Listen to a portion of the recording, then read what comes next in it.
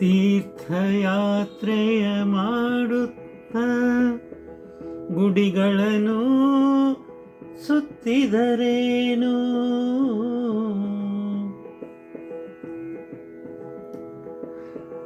ಸಿದ್ಧಿ ಶುದ್ಧಿ ಸಮೃದ್ಧಿಯಾಗುವುದೇ,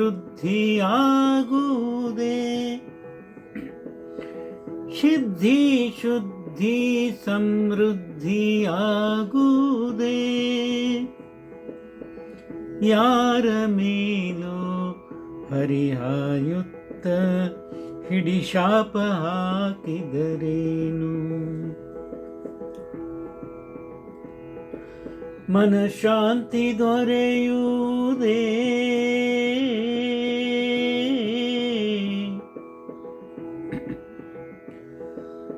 ನಮ್ಮ ಕಲ್ಯಾಣಕ್ಕೆ ನಾವೇ ದೃಢ ಸಂಕಲ್ಪ ಮಾಡುತ್ತ ಕಾರ್ಯತತ್ಪರರಾದರೆ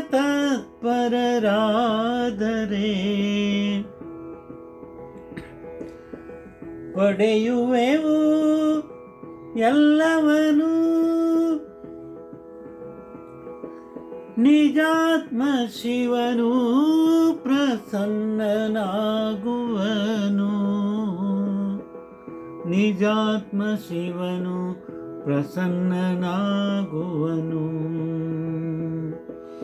ನಿಜಾತ್ಮ ಶಿವನು ಪ್ರಸನ್ನನಾಗುವನು.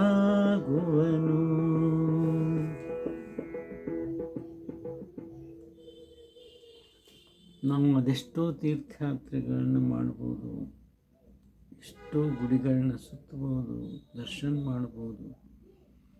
ಆದರೆ ನಮ್ಮಲ್ಲಿ ಸಿದ್ಧಿ ಶುದ್ಧಿ ಸಮೃದ್ಧಿ ಆಯ್ತೇನು ಅಂದರೆ ನಾವು ನಿರೀಕ್ಷೆ ಮಾಡಿದಷ್ಟು ಆಗಿರುವುದಿಲ್ಲ.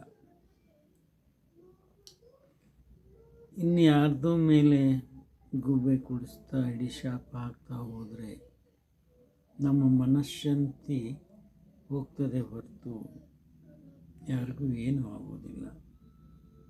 ಅದಕ್ಕಾಗಿ ನಮ್ಮ ಕಲ್ಯಾಣಕ್ಕಾಗಿ ನಾವೇ ದೃಢ ಸಂಕಲ್ಪವನ್ನು ಮಾಡಿ ಆಗಲೇ ಕಾರ್ಯತತ್ಪರರಾದರೆ ಮಾತ್ರ ಎಲ್ಲವನ್ನೂ ಪಡೀಲಿಕ್ಕೆ ಸಾಧ್ಯತೆ. ನಿಜಾತ್ಮ ಶಿವನು ಕೂಡ ಪ್ರಸನ್ನ ಆಗ್ತಾನೆ ಅಂತ ಹೇಳಿ ಮಾತು ವಿರಾಮ ಕೊಡ್ತಾ ಇದ್ದೀನಿ. ಇದೊಂದು ಸ್ವರಚಿತ ವಚನ, ಹಾಡಿದವರು ರವೀಂದ್ರ ಜಕಾತಿ.